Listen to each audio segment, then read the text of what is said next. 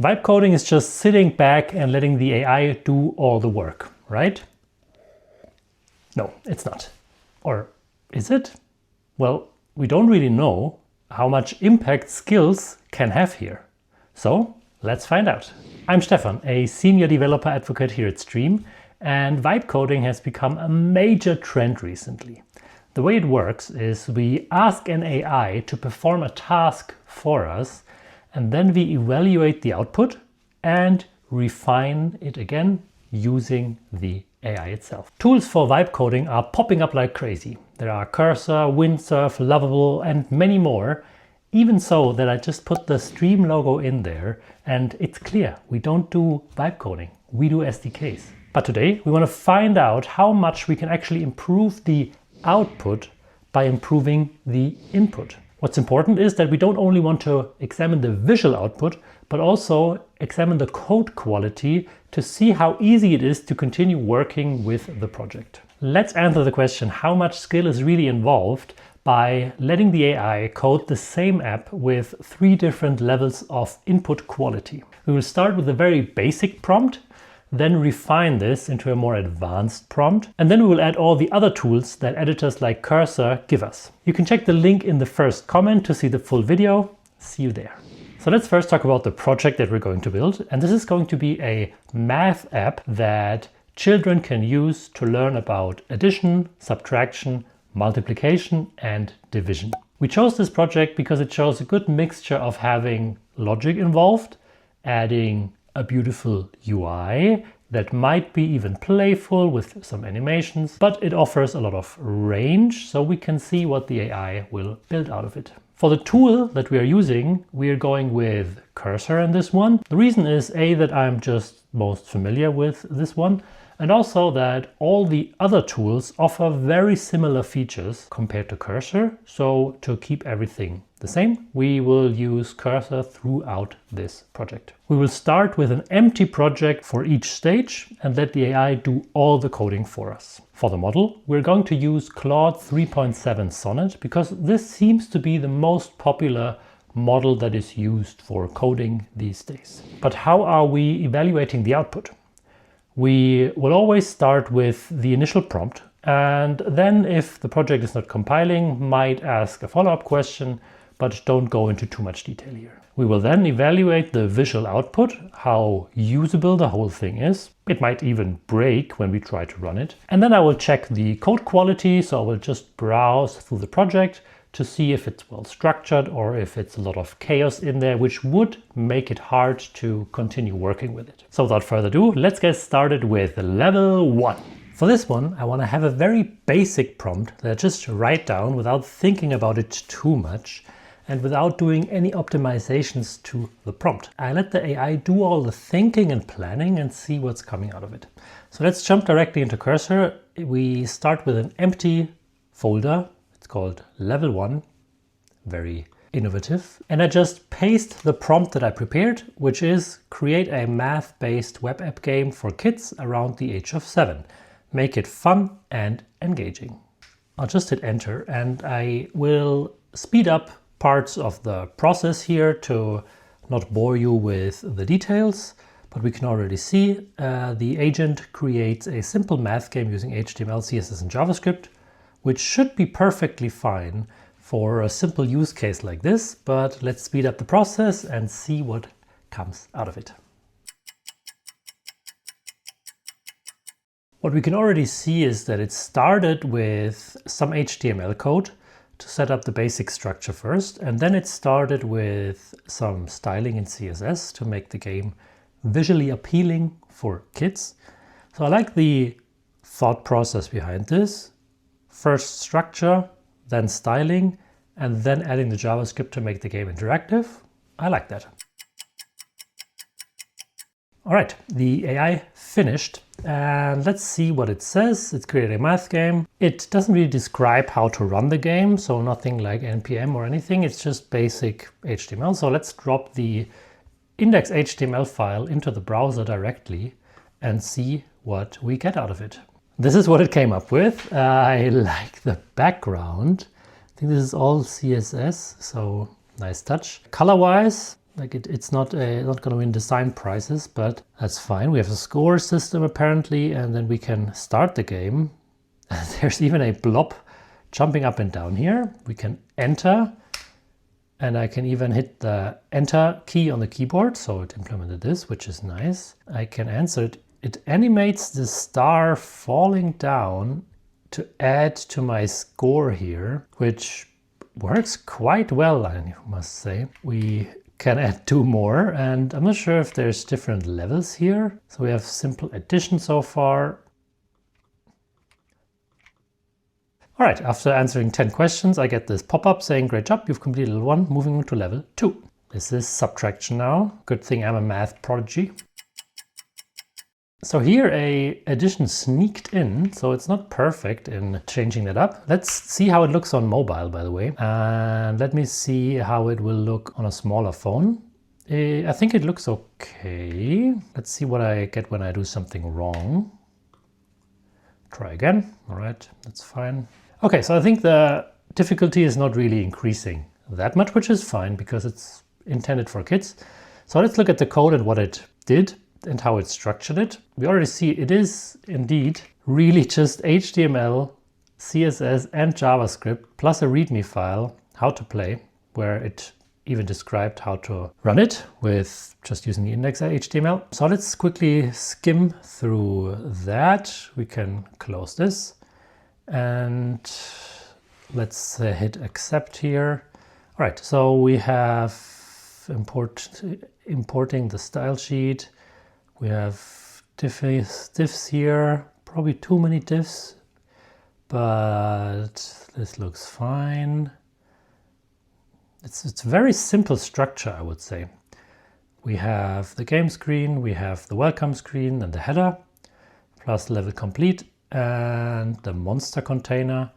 We have then looking at the CSS, just a very basic structure. H1s, score containers, the buttons with different states. So some of the code is rather hard-coded to have certain sizes, but I really like that it adds some keyframe animations to it. The star is actually a clip path of a polygon, so it's also a nice touch. It added responsiveness. So I overall really like the structure of it. The JavaScript code, yeah, it's collecting a lot of elements. And then event listeners, that's fine. Starting the game.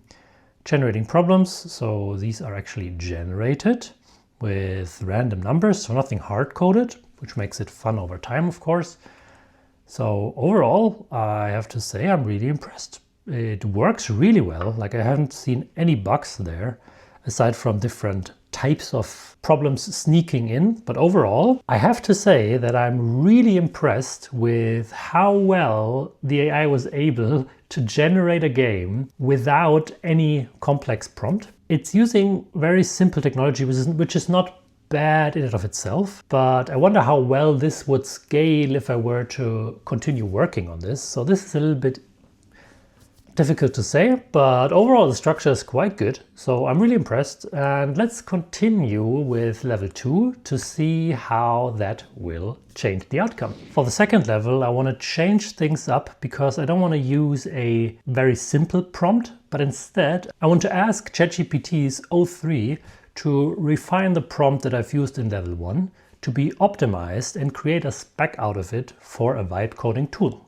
So let's jump into ChatGPT here and let's use this prompt. I want to use an AI to build out a web app for me. Please help me create a proper spec for the project so that I can feed it to the AI to get the best possible result. I will take your answer and paste it directly into the AI prompt, and then I'm repeating my prompt here. So let's see what O3 comes up with for a spec. It will think for a second and then create the spec. We see it's structured. We have the project overview, target users, learning objectives, skill scope, core gameplay, and much more. I will go over that in a second, but let's just scroll all the way down and copy this until here, because the last point is just a prompt example that will probably be used for future features, which we don't want. But let's switch back to Cursor for our level 2 project. And let's take this prompt and let's copy it over. The formatting is not perfect, but we're fine with that. So let's again, I'll speed up everything and we'll see how the generation goes this time. We can already see it creates a React project with TypeScript, Vite and Tailwind. I'm curious to see what the result of that will be, because we saw in the first example that a basic HTML file can actually do all the work for us. So I'm very curious if it's just over-engineering things or if it's actually smart at handling all the different elements here. One thing I already see is that it uses more libraries such as Zustand and Tailwind and others, which it needs to initialize. It already ran into some errors doing that. Is it really necessary to have all these dependencies for a simple math game? Who am I to judge? I'm just here to sit back, relax and enjoy the result. But that's just something that I already noticed, and it actually makes the process take definitely longer. So we see that the first level, the AI was way faster at generating the code. While the AI is still generating, let's take a quick look at the prompt really to see what it actually asked it to do with the spec. So seeing this, it makes sense that the AI will take more time to plan out things and add more features. So it was asked to design a bit of browser game, which helps practice addition, subtraction, early multiplication and division. Must feel like play first, learn second. Interesting. We have target users, primary and secondary to see progress visibility. Interesting. To have a dashboard. We have the learning objectives. We have adaptive difficulty. It describes the core gameplay loop with a menu, then a session, a reward screen, and then back to map. It has game modes like adventure, free play, time challenge, and stretch. Visual, audio, and UX guidelines, which makes sense. And then some technical specifications where it requests certain things. So the front end should have TypeScript, state should be handled by Zustand, the math engine, and then some functional requirements and non-functional requirements, and then some stretch goals and deliverables, plus acceptance criteria, which is probably helpful to have.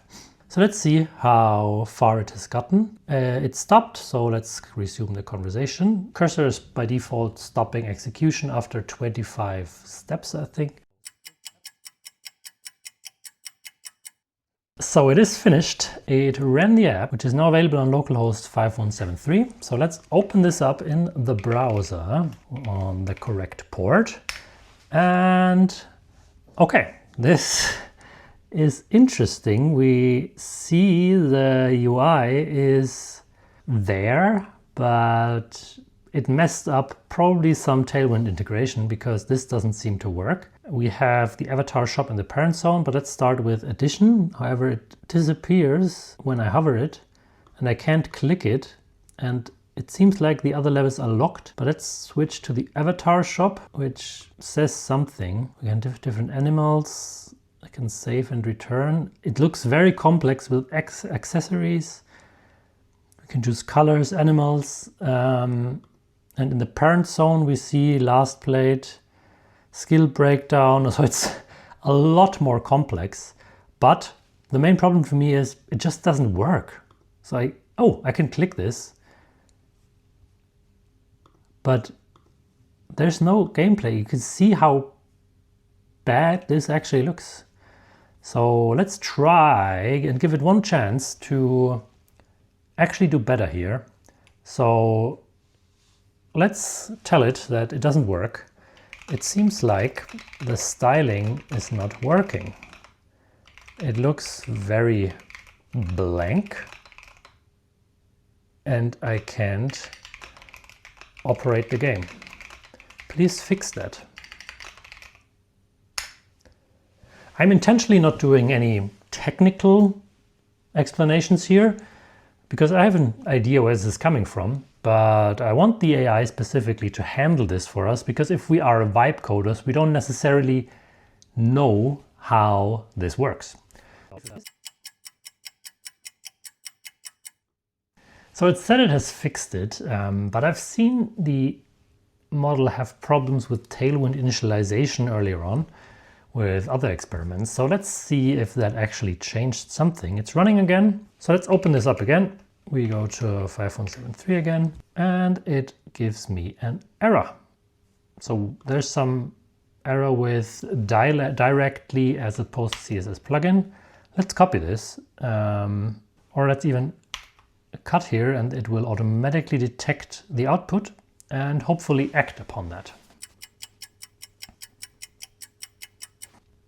Okay, it has removed all the Tailwind code and added new code.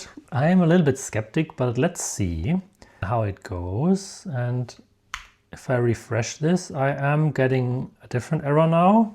And let's let it fix it again. Many attempts later, the AI was still not able to fix it. So that is a pity.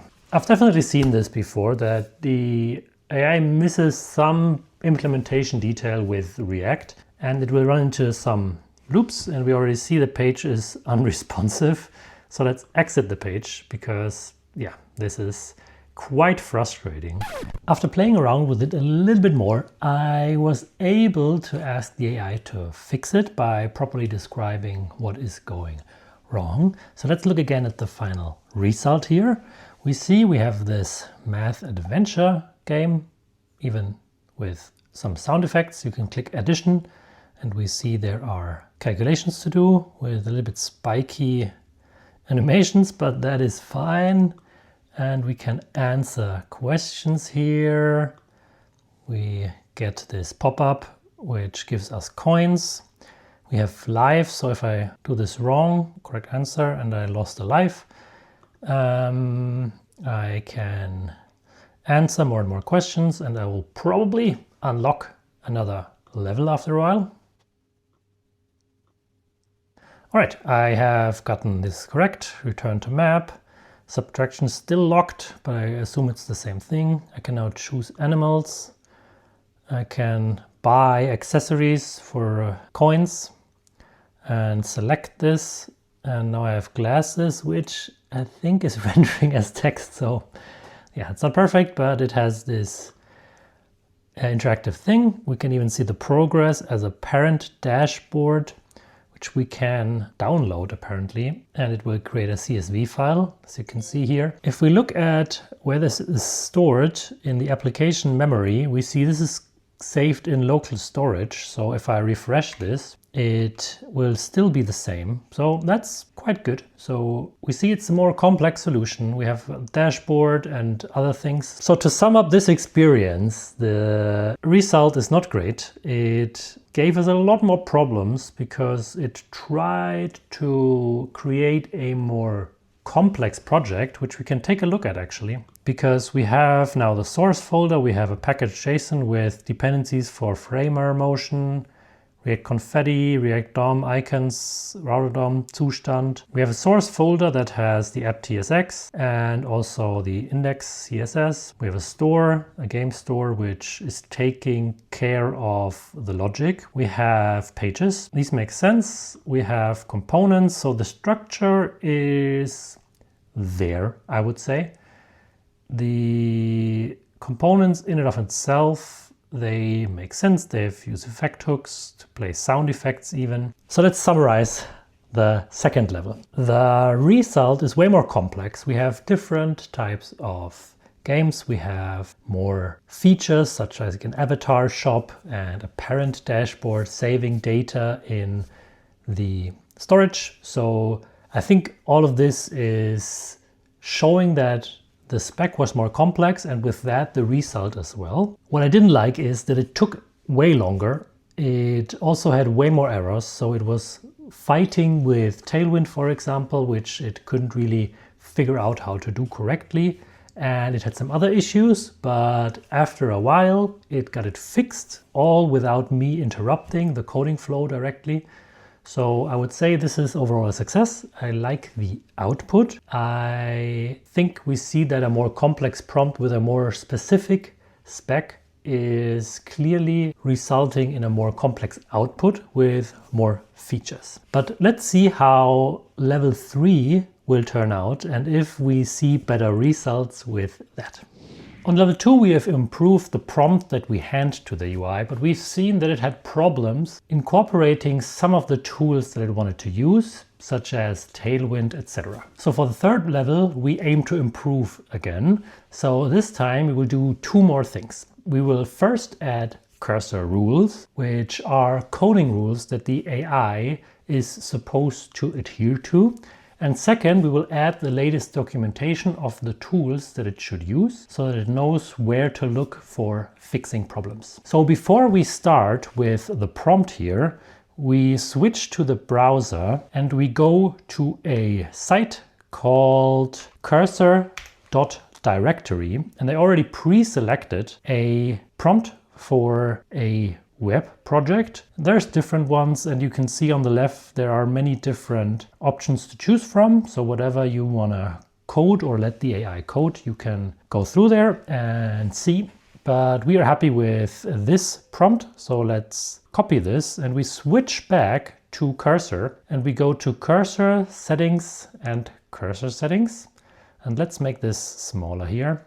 And then we can go to the rules section here, and we can now change between user rules, which would be applied to all the projects, but instead we want to go for project rules, which are only specific to this specific project. So let's add a new rule here, call it coding, and let's paste the prompt that we have used here. I'll save this, and the rule type is now always applied. So we'll always want to adhere to these guidelines. And now we also want to do one more thing, which is in the features tab, we can scroll down. And here we see a docs section. Here we can add docs for specific products that we want to use. And here we can add the ones that we want. So specifically, we saw that Tailwind was a problem and also other ones. So let's jump back to the browser and let's go to Tailwind and the documentation. So we copy the tailwindcss.com/docs link and we add a new doc here, pasting this, hitting enter, and it automatically goes through them. We can give it a name, confirm, and it will now index the docs for this one, which is quite convenient. So I will now do that for the other ones as well. And this is finished in a second. And we have added the Tailwind CSS, Radix UI, ShadCN, TypeScript, and Next.js docs. So Cursor has automatically indexed them and can now access them when necessary to figure out problems or figure out how to do certain things. With that in place, we can now execute our prompt again. So let's copy this again from the ChatGPT response. We go all the way down to the acceptance criteria. We copy it and we close this, make this a little bit bigger and put this here. And we add ensure to check for ShadCN, Next.js, Radix UI, and the TypeScript docs when necessary. With that, we can wait again until it has finished, and it will now make sure that it follows the rules that are described in our rules file. Let's make this a little bit smaller because I can show you while this is running. Because if we go to this, we see the cursor directory here, which now has our coding.mdc, which it always applies with the rules that we have copied and pasted. So let's speed this up a little bit to see how far it can get us. One thing we can already see is that it takes a lot of time to install dependencies and do setups, which compared to level 1 is way more initial work. But I mean, let's see the output in the end to see if this is all worth it. Finally, it has finished running. It took quite a long time, but it seems to have fixed all the open issues. So we see we can now run the app. I think it was created in this folder, so we can now do npm run dev, which runs it on localhost 3000. So let's open this up and see what it has built. All right, we already see it shows an image here, some nice bubbles, and we can now start playing. Couldn't even read about, so there's a description. I'll look at the parent dashboard later. So let's first start playing. We have different options. Let's go to Addition Island. And we can now click on one of the options that we get. We see a streak building up. Overall, the round seems to be consisting of 8 questions. So let's go over these real quick. We also see hearts at the top left. So the usual game mechanics are all there. In the end, we get a summary of the 8 questions, 3 hearts left, coins earned, and the max streak. So let's try another game. We can go to Multiplication Mountain. It has the same structure. When we answer a question wrong, we see 1 heart gets deducted and the streak gets reset. So the gameplay looks fairly familiar. So let's go to Map and we see coins and a nice overview. And if we go to the parent dashboard, we see a very clean looking UI where we can see the skill progress for addition, subtraction, multiplication. Again, the UI looks quite clean. We see the accuracy and the questions answered, and we can even export the progress again. So if we take a look at the entire app, it looks very polished. We didn't get any errors and the games went really smooth. So let's take a look at the logic for the game and see how this looks in code. So let's first open up the sidebar and make some space here, and we see the structure looks quite clean. We have a Next.js application which uses the app router, and here we have 3 routes. We have the play, the dashboard, and the about route. So this is quite a common structure. Inside each we have a page that contains the logic for these routes. Then we have a components folder which has a game component and also some UI elements that we can use and reuse. And then we have a lib which has the math problems, which contains the logic to generate the questions that we have. And we have a store file which is using Zustand for state management and is storing the data in local storage again. So overall this looks quite clean. We also have a utils file that does not much.